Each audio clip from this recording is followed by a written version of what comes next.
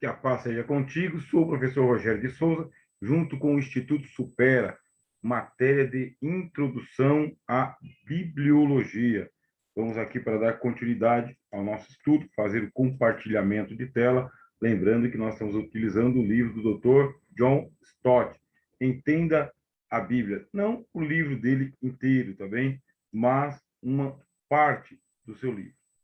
E ele vai apresentar agora o Cristo, que é o tema central da bibliologia, da cristologia, soterologia, armatiologia, pneumatologia. Veja só, tema central da teologia cristã é Cristo.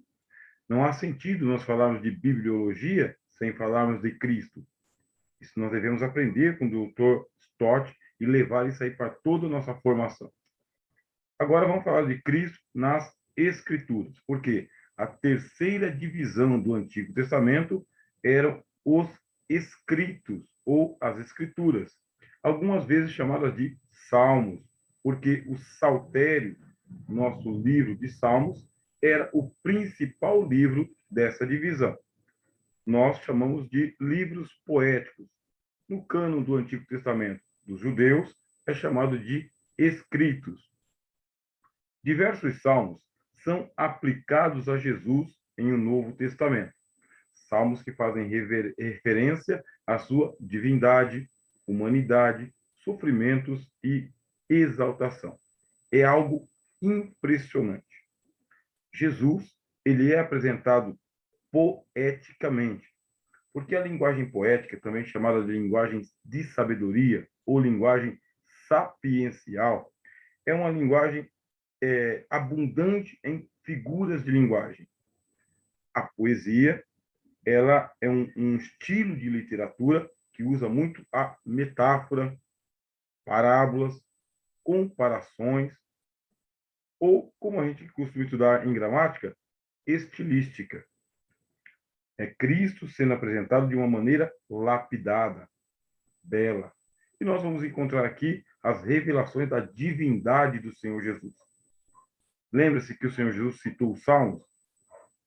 Cristo, uma figura de linguagem que é o enigma. Enigma é uma figura de linguagem. Cristo, ele disse, escuta, se Davi, ele é o Senhor, como que ele chama o filho dele de Senhor? Quem que é o Senhor? É o Messias ou é Davi? Mas Davi chama o seu filho de Senhor. Disse o Senhor ao meu Senhor. Cristo está trabalhando com uma figura de linguagem que é o enigma, citando os Salmos. Fala da divindade de Jesus. Cristo só pode ser o Senhor de Davi se ele for anterior a Davi. E para ser anterior a Davi, Cristo tem que ter uma pré-existência. E essa pré-existência nos remonta para o Evangelho de João, capítulo 1, que diz: no princípio era o Verbo estava com Deus, o Verbo era Deus.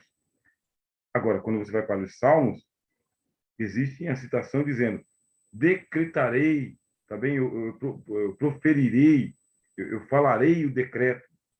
Tu és o meu filho. Hoje eu te gerei. Hoje de quem? O hoje de Deus. Quanto tempo dura o hoje de Deus? Ora, se ele é eterno, o hoje de Deus é eterno. Se Deus declara Cristo, Filho, hoje, é de eternidade em eternidade, por toda a eternidade. São os enigmas que estão guardados nos livros de sabedoria, que nós chamamos de livros poéticos, tá bem? Assim, as palavras, tu és meu filho, eu hoje te gerei, foram usadas, pelo menos em parte, por Deus, o Pai, ao dirigir-se a seu filho, tanto no batismo quanto na transfiguração. A alusão do Salmo 8, de que o homem foi feito por um pouco menor do que Deus ou os anjos, e coroado de glória e de honra, é aplicada a Cristo pelo autor da Epístola aos Hebreus. Veja só, sem o Novo Testamento, como que nós faríamos esse tipo de interpretação cristã do Antigo Testamento? Imagina se nós não tivéssemos o Novo Testamento, tivéssemos apenas o Antigo Testamento. Ficasse para nós apenas a tradição oral dos evangelhos, sem o registro das doutrinas, sem a doutrinação dos apóstolos. Nós não teríamos uma metodologia do Novo Testamento para interpretar o Antigo Testamento. Deus foi bondoso para conosco e inspirou não somente os profetas do Antigo Testamento, como também os apóstolos do Novo Testamento. E lhes conferiu metodologia para falarem de Jesus com base no Antigo Testamento, mas agora pelo Espírito de Jesus em um Novo Testamento. O próprio Jesus citou o Salmo 22, 1 na cruz, Salmo messiânico. Deus meu, por que me desamparaste? Até hoje, esse salmo é um enigma para nós. É um enigma em função da teologia da Trindade. Você, quando estiver aqui um pouquinho mais para frente, nós vamos falar sobre a Trindade. Deus em Trindade, Pai, Filho e Espírito Santo. Por enquanto é apenas uma referência, mas é um enigma o Salmo 22. Como que o Pai pode abandonar o Filho? No Evangelho de João, Jesus diz que isso não pode acontecer, porque ele está no Pai e o Pai está nele. O Pai não pode deixá-lo. Mas nos Evangelhos sinóticos, Jesus cita o Salmo 22, dizendo que isso estava acontecendo no momento da crucificação. A teologia não pretende aqui desatar um nós de mistério. Mistério é considerado mistério porque ele é inexplicável. Jesus citou, disse que aconteceu, mas nós não conseguimos explicar, nem mesmo pela teologia. Ele citou também a frase de Davi, no Salmo 110, verso 1. Disse o Senhor ao meu Senhor: assenta-te à minha direita, até que eu ponha os teus inimigos debaixo dos teus pés. E perguntou aos seus críticos como Davi podia ser, ao mesmo tempo, Senhor de Davi e filho de Davi. Né? Quer dizer, nós temos outro enigma aqui. Enigmas são figuras de linguagem. Quando você lê Provérbios, Eclesiastes, Salmos, Cantares e o livro de Jó, você sabe que está dentro de uma literatura de sabedoria. É assim que você vai até esses livros poéticos. Você vai lidar com adágios, provérbios, enigmas, segredos que Deus escondeu em figuras de linguagem. Quando você ler ali o provérbio dizendo: vai ter com a formiga, ó preguiçoso. Como um hermeneuta cristão, porque você também vai estudar hermenêutica conosco, você não vai só ler o texto cru, formiga e preguiçoso. Você vai usar lentes cristãs, vai tentar encontrar cristologia nessa frase. Consegue? E muitos outros, porque os apóstolos conseguiam. Veja só, Mateus, quando estava escrevendo o evangelho dele, citou uma passagem do livro de Oséias: do Egito chamei o meu filho. Acontece que, historicamente, essa passagem não se refere ao Senhor Jesus, e sim ao povo de Israel que estava lá no Egito no tempo da escravidão. Mas Mateus, com lentes cristãs, pelo Espírito Santo, viu que não se tratava de Israel, o povo, e sim Jesus, o Cristo. Vai gostar muito de continuar sua formação. Afinal de contas, as Escrituras são um oceano e você precisa de uma embarcação para poder singrar os mares. A expectativa de Cristo, lançada pelo Antigo Testamento, na lei, nos profetas e nas Escrituras, é vista como extremamente diversificada. É Bíblia demais para pouca teologia. Falo isso com toda devoção e com todo respeito. E espero que você pense dessa maneira também. É muita Bíblia para pouca ciência. É muita Bíblia para pouca ferramenta. É muita Bíblia para pouca inteligência. É muita Bíblia para uma vida tão curta. Jesus, de capa a capa, no Antigo Testamento, ainda não foi desvendado por toda a teologia que nós já produzimos. O próprio Jesus resumiu-a na abrangente pergunta: porventura, não convinha que o Cristo padecesse e entrasse na sua glória? O apóstolo Pedro retomou a frase, admitindo que os profetas não haviam chegado a compreender por completo qual a ocasião ou quais as circunstâncias oportunas indicadas pelo Espírito de Cristo que neles estava, ao dar de antemão testemunho sobre os sofrimentos referentes a Cristo e sobre as glórias que os seguiam. Foi dito no Antigo Testamento: maldito todo aquele que for pendurado no madeiro. Quem, por uma lógica maior ou lógica menor, como dizem os filósofos, entenderia que se tratava de uma profecia messiânica. Isto é, que o Messias se faria maldito sendo pendurado no madeiro. Quando Moisés escreveu isso, 1.500 anos antes do Senhor Jesus, aplicava-se aos criminosos, aqueles que eram amaldiçoados pela lei por serem transgressores. A lógica não admite que o Cristo se torne um transgressor, que seja condenado como um criminoso. Mas aí veio Deus, pelo Evangelho, e esvaziou a lógica maior ou a lógica menor. O Cristo foi pendurado na cruz e foi feito maldição por nós.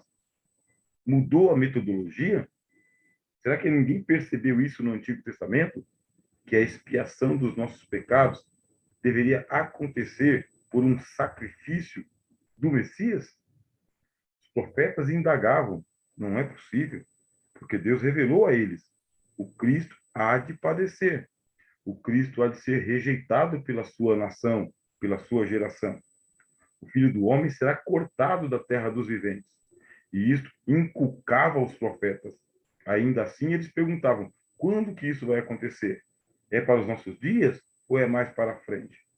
E o Espírito Santo revelava para eles: não é para os dias de vocês, mas para as próximas gerações. A era messiânica foi revelada em grande louvor, em grande glória para os profetas, mas o começo era insignificante, até imperceptível. Jesus lia, os apóstolos leram, e nós estamos lendo as mesmas escrituras que dia a dia nas sinagogas eram lidas também. Por que o povo de Israel não aceitou a Jesus? Por que o povo de Israel rejeitou ao seu Messias? Paulo nos dá uma explicação escatológica. Paulo diz que o endurecimento veio em parte sobre Israel, porque há um tempo chamado tempo dos gentios. E esse tempo tem que se cumprir com plenitude. Só quando chegar ao fim, ou seja, a plenitude, é que virá novamente o Senhor para desviar de Jacó as suas impiedades, tornando a trazer Cristo dos ares. Essa dupla linha de profecia, de glória e de sofrimento, porém, estava lá, apresentando-o como o sacerdote que ofereceria a si mesmo como sacrifício pelo pecado, e como o rei, cujo glorioso reino não conheceria fim. De fato, o Senhor Jesus, nas páginas do Antigo Testamento, é apresentado como sacerdote, segundo a ordem de Melquisedeque, não a ordem de Levi, porque ele deveria vir pela tribo de Judá, não pela tribo de Levi. O Senhor Jesus ele é apresentado como o profeta que havia de vir, como disse Moisés: Deus levantará no meio de vós um profeta semelhante a mim, a ele que vocês devem ouvir. E o Senhor Jesus era apresentado como o rei, aquele que seria o filho de Davi, o tríplice ministério do Senhor Jesus: sacerdote, profeta e rei. Tudo isso ali escrito nas páginas do Antigo Testamento, para que, chegando à plenitude dos tempos, como Paulo escreveu aos Gálatas, Cristo fosse reconhecido pelas Escrituras. E o que é interessante, a palavra de Deus ela era estudada demais nos dias de Jesus, do Oriente até Jerusalém, de Jerusalém até o Ocidente, porque Jesus não foi reconhecido. Já disse a você e torno a dizer: Cristo foi reconhecido. As autoridades judaicas sabiam que Jesus era o Cristo. Mesmo assim, o levaram à cruz, para que se cumprissem as Escrituras. Jesus disse: as Escrituras não podem ser anuladas. Aquilo que aconteceu estava predito para acontecer, ou melhor, estava profetizado a acontecer, porque aprove a Deus tirar o pecado do mundo pelo sacrifício pascal do Senhor Jesus. e a Páscoa é uma das profecias do Antigo Testamento. Sou o professor Rogério de Souza, do Instituto Supera. Estamos apresentando a você aqui Cristo nas Escrituras e as Escrituras que falam de Cristo. Na próxima aula, nós vamos justamente para o Novo Testamento. Não perca. Paz seja contigo.